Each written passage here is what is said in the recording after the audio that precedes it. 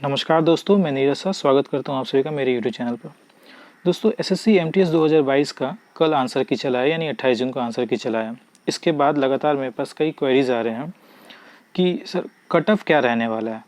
Cut off यानी कि raw marks के बाद, नॉर्मलाइजेशन के बाद जो एक्चुअल कट ऑफ होगा, फाइनल कट ऑफ, वो क्या रहने वाला है।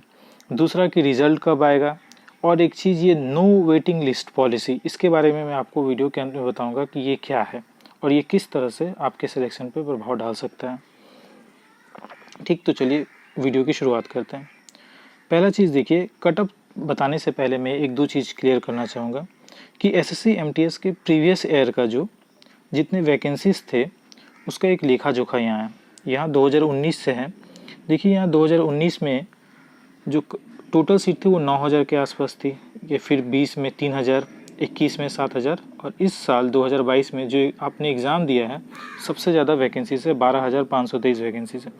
इसका मतलब ये है कि पहले जो 90% का एक कट ऑफ जाता था उससे तो कम जाने वाला है, इस बात की पूरी संभावना है। ठीक, दूसरा देखिए इसमें नॉर्मलाइजेशन का इस बार बहुत ज़्यादा फ़र्क पड़ने वाला है। नॉर्मलाइजेशन का इस संदर्भ में कि जैसे देखिए पहला शिफ्ट जो एग्ज़ाम हुआ, पहले फेज़ में जो एग्ज़ाम हुआ उसमें पहला शिफ्ट, फर्स्ट शिफ्ट और सेकंड शिफ्ट का जो है क्वेश्चन पेपर आसान था, इजी लेवल का था। लेकिन थर्ड शिफ्ट का जो क्वेश्चन पेपर है वो काफ़ी हार्ड था, या फिर कह सकते हैं कि मॉडरेट टू हार्ड था। इसके कारण मैं ऑफलाइन पढ़ा रहा हूँ, देख रहा हूँ इस चीज़ को कि पहले शिफ्ट और दूसरे शिफ्ट में मेरे जिन छात्रों ने एग्ज़ाम दिया था उनका आंसर की के बाद अच्छा खासा नंबर बन रहा है। अच्छा खासा नंबर इन द सेंस 105, 111, 113 तक नंबर बन रहा है। और थर्ड शिफ्ट में जो बच्चों ने एग्ज़ाम दिया था उनका नंबर कम आ रहा है। उनका नंबर कम आ रहा है कि मैं अगर एवरेज में पकड़ के चलूँ वो तो कुछ 99, 100, 101 ऐसा बन रहा है। तो इतना तो साफ है कि जिसका भी क्वेश्चन पेपर हार्ड था वो किसी भी शिफ्ट में क्यों ना हो, पहले फेज़ के एग्ज़ाम में हो या सेकंड फेज़ के एग्ज़ाम में हो, क्वेश्चन अगर मॉडरेट टू हार्ड था तो आपका नॉर्मलाइजेशन के बाद स्कोर ज़्यादा बढ़ेगा उनके मुकाबले जिनका इजी था। और पहले ऐसा सिस्टम भी देखा गया था एसएससी में कि मार्क्स जिनका इजी था उनका क्या होता था कि माइनस हो जाता था। हालांकि अब 1-2 सालों से ये बहुत आंदोलन होने के बाद जो है ऐसा नहीं देखा जा रहा है। अब जो है ऑन एन एवरेज मैं देख रहा हूँ कि 4 से 5 नंबर तो हर किसी के बढ़ ही जाते हैं, 4 से 5 नंबर। और यही चीज़ इस बार के एग्ज़ाम में सबसे ज़्यादा कोई चीज़ अगर फ़र्क डालने वाला है तो वो नॉर्मलाइजेशन का ही है। नॉर्मलाइजेशन में जिसका नंबर जितना ज़्यादा बढ़ेगा उसका सिलेक्शन जो है वो सिलेक्शन के उतने ही करीब पहुँचेगा। नॉर्मलाइजेशन बहुत ज़्यादा इम्पैक्ट डालने वाला है। 1-2 बच्चों का नहीं, मैंने कुल 10-12 बच्चों को जिनको मैं खुद पढ़ा रहा हूँ, ऑफलाइन स्टूडेंट को मैं देख रहा हूँ उनको। मैं एक चीज़ और भी बताऊँ आपको कि ऐसा एक विद्यार्थी को जितना दुख होता है कि एक सिर्फ और सिर्फ हार्ड शिफ्ट के कारण जो नंबर घट जाता है, उससे कई ज़्यादा दुख शिक्षक को भी होता है। मैं देख रहा हूँ अपने ही यहाँ, मैं 2-3 बच्चों को देख रहा हूँ जो कि बहुत अच्छे थे और उनका 101, 102 के आसपास जा रहा है नंबर, और इजी शिफ्ट में मैंने ये देखा कि 114 तक गया है।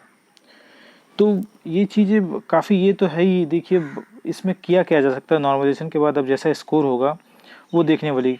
मैं क्यों कह रहा हूँ होगा, क्योंकि इससे पहले देखिए एसएससी एमटीएस का वो जो पुराना नियम था उसमें ये 3 नंबर के सवाल नहीं होते थे, है ना। 3 नंबर के सवाल नहीं होते थे, वो 2 नंबर के सवाल होते थे। इसमें क्या है, 3 नंबर का सवाल एक है, गलत हुआ तो 1 नंबर क्या है कि माइनस भी हो जाएगा, यानी कि नेगेटिव हो जाएगा। तो ये पहली बार ये पैटर्न चेंज हुआ है, और इसमें कितना नॉर्मलाइजेशन के बाद कितना नंबर बढ़ सकता है इसका प्रिडिक्शन भी नहीं लगाया जा सकता, क्योंकि पहली बार है जो ये सब कुछ हो रहा है। तो इस हिसाब से मैंने सारी चीज़ों को देखते हुए, टोटल सीट को देखते हुए, हार्ड शिफ्ट और इजी शिफ्ट जो सबसे ज़्यादा फ़र्क डालने वाला है, इसी के अनुसार नॉर्मलाइजेशन तय होता है। इन सब को देखते हुए मैं एक ऑल इंडिया लेवल का कट ऑफ यहाँ पे मैं बता रहा हूँ। ठीक, इससे ज़्यादा मुझे नहीं लगता है कि 2-3 नंबर हेर फेर हो सकता है, उससे ज़्यादा हेर फेर नहीं होगा। ठीक, तो इसमें यूआर का जो है अनरिजर्व कैटेगरी का ऑल इंडिया लेवल पे 115 प्लस, ये तब है जब नॉर्मलाइजेशन के बाद का स्कोर मैं बता रहा हूँ। यूआर का 115 प्लस, इससे कम शायद ही जाए, लेकिन ऊपर भी 1 से 2 नंबर उससे ज़्यादा ऊपर नहीं जा सकता है ऑल इंडिया लेवल पे। ठीक, ओबीसी का 110, प्लस ऑल इंडिया लेवल पे, ठीक। SC का 95 plus, ST 90 plus, EWS 105 plus.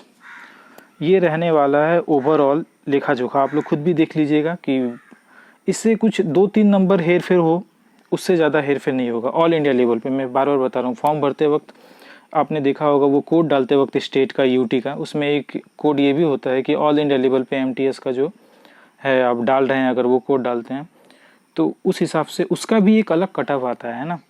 तो मैंने उसी का ये बताया है लेखा जोखा। हालांकि अब अगर आप मान लीजिए कि अगर आप बिहार से देख रहे हैं या फिर यूपी से देख रहे हैं तो इन स्टेट का कटअप जो है हमेशा ही हाई जाता है।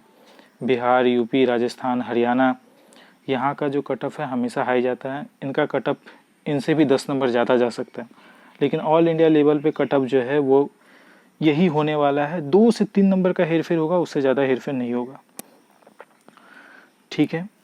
आगे चलते हैं। आगे जो एक बहुत सारे बच्चों का ये भी एक क्वेरी है कि रिज़ल्ट कब तक आएगा सर। देखिए, रिज़ल्ट पहले मैंने वो दौर भी देखा है SSC का जब रिज़ल्ट के लिए 1 साल, यहाँ तक कि 2-2 साल भी लगा देते थे।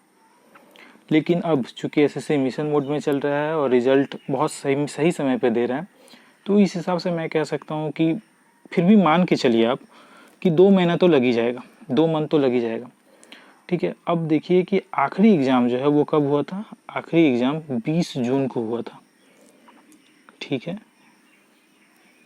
20 जून को आखिरी एग्ज़ाम हुआ था। तो इस हिसाब से अगर 2 महीना मान के चले तो 20 जुलाई, 20 अगस्त इसके आसपास कुछ रहेगा डेट आपके रिज़ल्ट का। इससे पहले बार बार यूट्यूब वीडियोस मत देखिएगा, वो बेकार का ये है, आपको बरगला के और भी कोई कोर्स खरीदवा देगा, खुद भी नहीं पता चलेगा। सीधा क्या कीजिएगा, महीने भर के बाद SSC के वेबसाइट पे जाइएगा और SSC के वेबसाइट पे जाके रेगुलर चेक कीजिएगा। 1 मिनट का समय लगेगा, सीधा वहीं सब कुछ आया रहता है, वहीं जाके चेक कर लीजिए यूट्यूब वीडियो देखने से अच्छा, ठीक। तो मैंने बता दिया 20 अगस्त के आसपास, हो सकता है कि 10 अगस्त से ही कोई आ जाए, लेकिन ये 50 दिन 40 दिन के बाद ही आएगा रिज़ल्ट, ठीक है। तो इसमें कोई ये नहीं होना चाहिए कि मैंने बता दिया आपको 2 महीने कम से कम लगेगा और वो 10 अगस्त से लेकर के 20 अगस्त के बीच कभी भी आ सकता है। अगला चीज़ देखते हैं, नो वेटिंग लिस्ट। ये एक बहुत बड़ी चीज़ है। नो वेटिंग लिस्ट पॉलिसी जो है SSC की, ये बहुत बड़ी चीज़ है। मैं इसे इसलिए बड़ी चीज़ कह रहा हूँ क्योंकि देखिए यहाँ पे बहुत इम्पैक्ट डालता है। अब जैसे मान लीजिए मैंने खुद भी पढ़ाते वक्त मैंने खुद भी देखा कि मेरे ही जो बच्चे CGL की तैयारी कर रहे थे उन्होंने भी MTS का एग्ज़ाम दिया। तो फ़र्क कहाँ पड़ जाता है, देखिए CGL की तैयारी करने के इंग्लिश सेक्शन में 25 में 25 करके आए हैं लड़के, और वो सब सही है, 25 का 25 सही है। तो फ़र्क यहाँ पर जा रहा है और उनका वो CGL भी होने ही वाला है। तो ऐसे में मान लीजिए वो तो ज्वाइन नहीं करेंगे, वो MTS क्यों ज्वाइन करेंगे जब CGL किसी का हो जाएगा, तो नहीं ज्वाइन करेंगे। और ऐसे में क्या होता है कि जब वेटिंग लिस्ट SSC निकालती ही नहीं है तो फिर पीछे जो कैंडिडेट है उसका नहीं हो पाता है, उसका सिलेक्शन उस पोस्ट पर नहीं हो पाता और वो पोस्ट जो है खाली चला जाता है। तो इस बार मैं चाहूँगा कि अगर ये बात पहुंचाई जाए SSC की तक कि आप लोग जो है वेटिंग लिस्ट भी निकालिए, 3000-4000 बच्चों का कम से कम वेटिंग लिस्ट निकालिए कि आगे जो सीट खाली हो जाएगा वो पीछे वालों को मिल जाएगा। ऐसे क्या फ़ायदा है कि वो सीट आपने निकाला 12,000 12,500 पदों पर, वो भर ही नहीं पाया और वो फिर अगले साल या फिर आएगा भी नहीं आएगा, कितना आएगा। इससे अच्छा है कि आप वेटिंग लिस्ट निकाल दीजिए, जो हो जाने के बाद, जॉब हो जाने के बाद नहीं लेंगे तो पीछे वालों को मिल जाएगा। तो मैं चाहूँगा कि आप लोग ये बात उन तक पहुँचाएँ।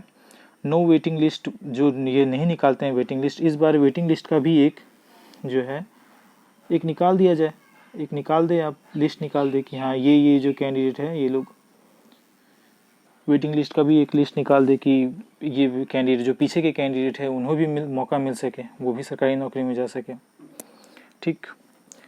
आशा है आपको वीडियो अच्छी लगी होगी। वीडियो अच्छी लगी हो तो चैनल को सब्सक्राइब जरूर कीजिएगा। धन्यवाद।